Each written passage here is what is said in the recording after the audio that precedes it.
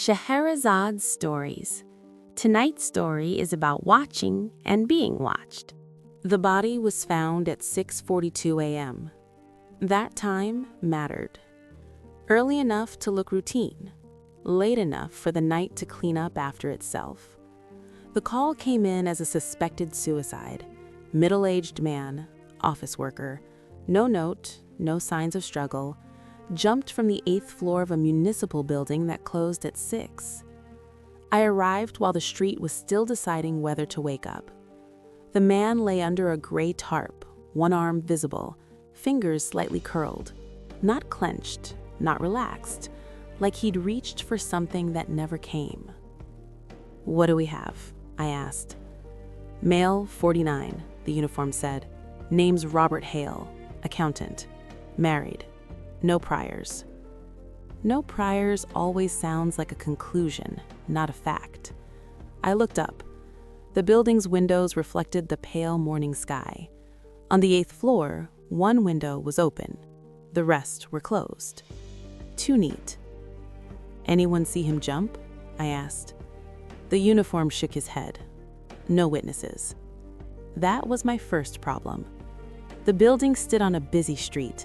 Even at night, someone always saw something, a shadow, a sound, a moment they'd rather forget. I went inside. The lobby smelled like disinfectant and old coffee. Security sat behind a desk that looked like it had learned how to look empty. "You on duty all night?" I asked the guard. "Yes, sir," he said quickly. "Anything unusual?" He hesitated. "Just the cleaners," he said. "They left early." "How early?" I asked. He checked a logbook. 5:30. Robert Hale died after 6. I took the elevator. The 8th floor was quiet, offices dark. One door at the end of the hallway stood ajar. Inside, I found a desk with a single computer still on. The screen showed a spreadsheet, rows of names, dates, status columns. One row was highlighted. Interview pending. The name beside it was Robert Hale. That made no sense. I checked the timestamp. The file had been accessed at 6:31 a.m., 11 minutes before Robert Hale hit the pavement. Someone had been working on his file after he was already dead. I photographed the screen. Then I noticed something else. A second chair stood opposite the desk. The carpet beneath it was indented. Someone had been sitting there. I stepped back into the hallway. A woman stood near the elevators, holding a paper cup of coffee. Mid-30s. Office badge clipped to her jacket. She froze when she saw me. "Can I help you?" she asked. "Police," I said. "Do you work on this floor?" She nodded too fast. "Yes, accounting." "Did you know Robert Hale?" Her grip tightened on the cup. "Yes," she said, "but I never spoke to him." I studied her. "Were you here this morning?" She looked away. "Yes," she said quietly. My pulse quickened. "See anything unusual?" I asked. She swallowed. "No," she said. Then, after a beat, "But I heard something." I leaned closer. "What did you hear?" Her voice dropped. Someone telling him he didn't need to talk anymore. The elevator dinged behind us. She flinched. "I shouldn't have said that," she whispered. Before I could respond, she stepped into the elevator and disappeared. I stared at the closed doors. Then my phone buzzed. Unknown number. "You just interviewed the wrong witness." I stood alone on the 8th floor, understanding something too late. Robert Hale wasn't the witness. He was the evidence. And whoever closed his mouth had just noticed me asking questions. I tried to find her name before I left the building. The badge she wore had been turned just enough that I couldn't read it clearly. That wasn't an accident. People who belong don't hide their names. People who are temporary do. At the security desk, I asked for the employee list. The guard hesitated. "Accounting staff for the 8th floor," I said. Female, mid-30s. He typed, squinted at the screen. There is no one like that assigned there, he said. That's impossible, I replied. She was just upstairs. He shook his head, more firmly now. Sir, there hasn't been a woman assigned to that floor in over a year. My stomach tightened. Who was assigned before? I asked. The guard scrolled again. Name was Laura Finch, he said. Transferred. Case closed. Case. That word again. I left the building with the spreadsheet photo burning in my pocket. Back at the precinct, I pulled every file connected to Robert Hale. Financial audits, municipal contracts, internal reviews. He'd been quiet for most of his career, invisible in the way accountants are supposed to be, until 6 weeks ago. That's when he'd requested a protected interview, not with the police, with internal compliance. The request had been logged, then withdrawn. No explanation, no follow-up, and no interview record. I searched for Laura Finch. Nothing recent, no current address, no social media, no employment record after her transfer. But she hadn't vanished completely. She'd filed a complaint 3 months earlier, whistleblower report, buried under a different department code. She'd flagged irregularities in municipal accounting, missing funds, redirected payments, projects that existed on paper only. Her report had been marked inconclusive, closed by a signature I recognized, my supervisor's. I leaned back in my chair, staring at the ceiling. This wasn't a suicide. It wasn't even murder in the usual sense. It was containment. My phone buzzed. Same unknown number. She was never supposed to speak to you. I typed back. Neither was Robert Hale. The dots appeared, then disappeared. I stood and grabbed my coat. Laura Finch's last registered address was a rented room above a bakery on the east side, the kind of place people choose when they don't plan on staying. The bakery was closed. The hallway above it smelled like sugar and dust. I knocked. No answer. I knocked again. Still nothing. The door wasn't locked. Inside, the room was nearly empty. A mattress on the floor, a suitcase half packed, papers scattered across a small table. I flipped through them. Copies of financial records, notes in the margins, names circled in red, and one phrase written again and again on different pages in different handwriting styles, like she'd been testing how it looked. Interview pending. My pulse quickened. Someone knocked behind me. I turned fast. Laura Finch stood in the doorway. She looked thinner than the woman I'd seen in the building, tired, sharper, more alert. You shouldn't be here, she said. You said the same thing to Robert Hale, I replied. Her face tightened. They were listening. I didn't know how else to warn him. Warn him about what? I asked. She stepped inside and closed the door. About becoming the last name on a list, she said. I showed her the photo of the spreadsheet. She nodded slowly. That's it. What is it? I asked. A cue for people who notice patterns. Patterns in what? I asked. In money, in reports that don't match reality, in audits that vanish. And when someone's name reaches the top? I asked. They get an interview, she said. With who? I asked. She met my eyes. Someone who convinces them they don't need to talk anymore. Silence filled the room. You were supposed to be next, she said. My phone buzzed again. You're accelerating the process. Laura looked at my face and nodded. He's noticed you now, she said. That means we don't have much time. Who is he? I asked. She hesitated. Not a killer, not officially.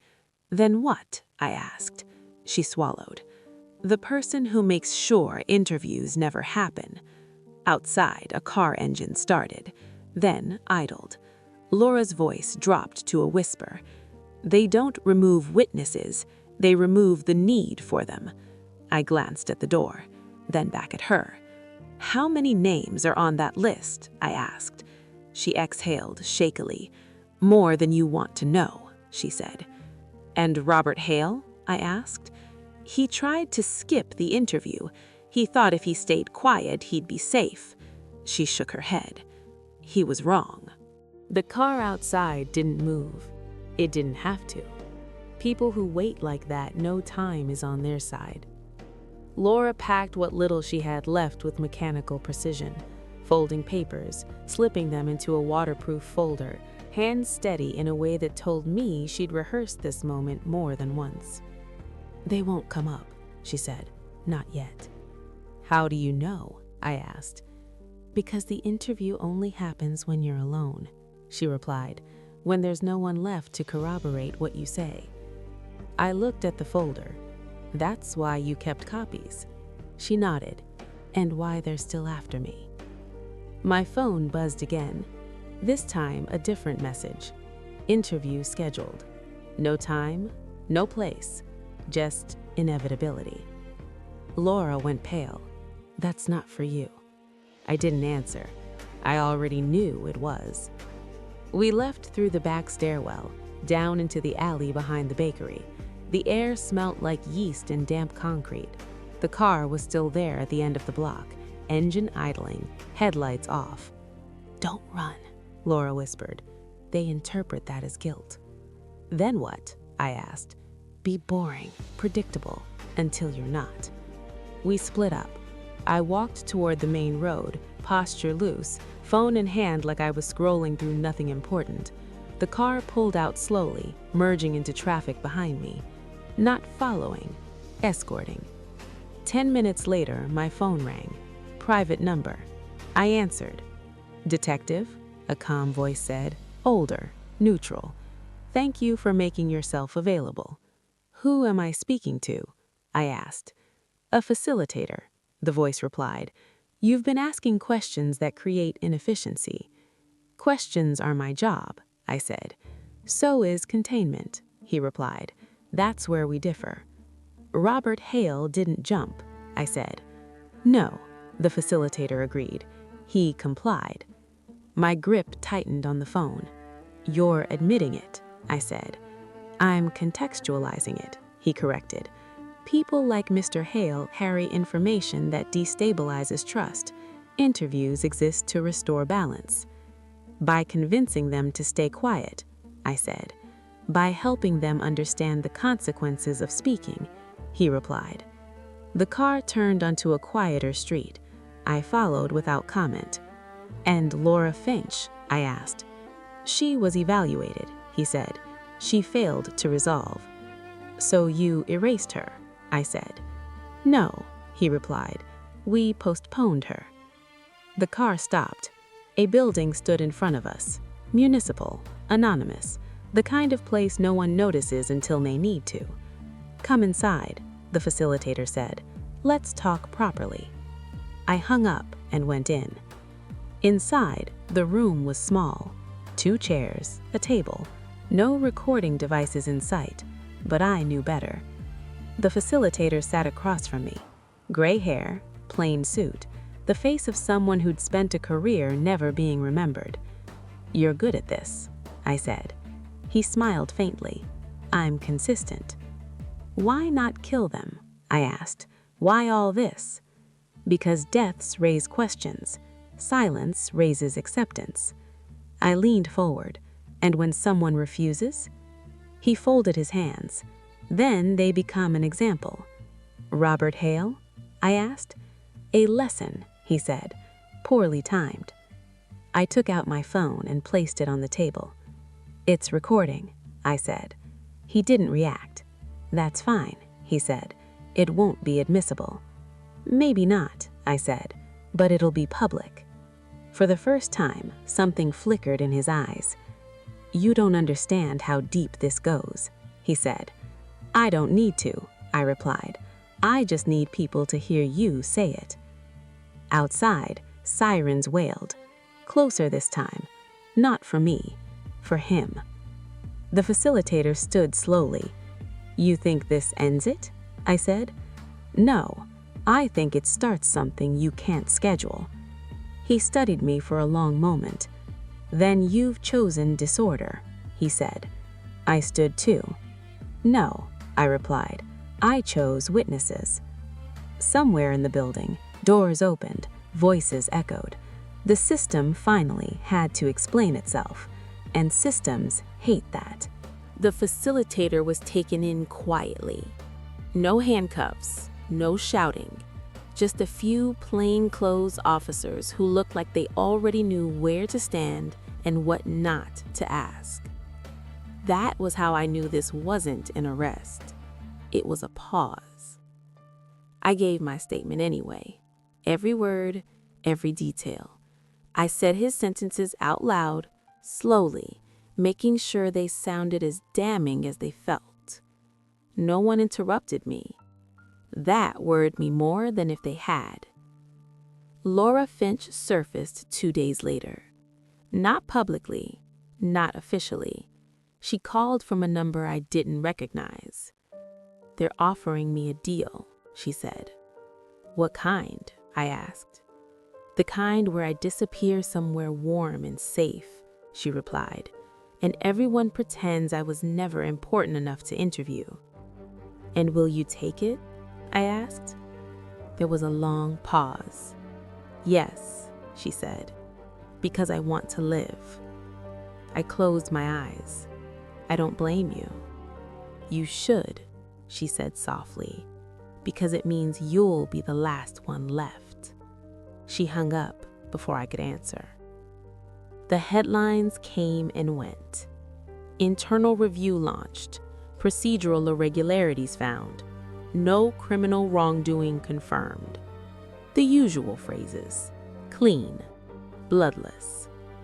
Robert Hale's death was reclassified. Not a suicide. Not a homicide. Undetermined. That was the compromise. The facilitator retired for health reasons. No charges, no testimony, just a quiet exit and a pension earned by keeping things tidy. My supervisor called me into her office. You did enough damage. You can stop now. I handed her my badge. I already did, I said.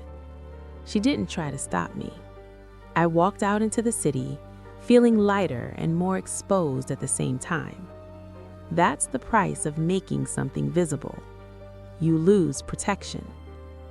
Months passed. I started teaching criminal procedure, ethics, the boring parts people skip because they think justice is dramatic. I taught them where the silence lives. Sometimes, former students send me messages. They've noticed patterns, cases that close too neatly, witnesses who vanish without explanation, interviews that never happened. I tell them the same thing every time. Write names down. Not to publish them, not to accuse, just to remember. Because I learned something important from a case that refused to stay closed. People don't disappear because they talk. They disappear because too many people agree not to listen. And as long as someone keeps asking who was never interviewed, the system never quite finishes cleaning up.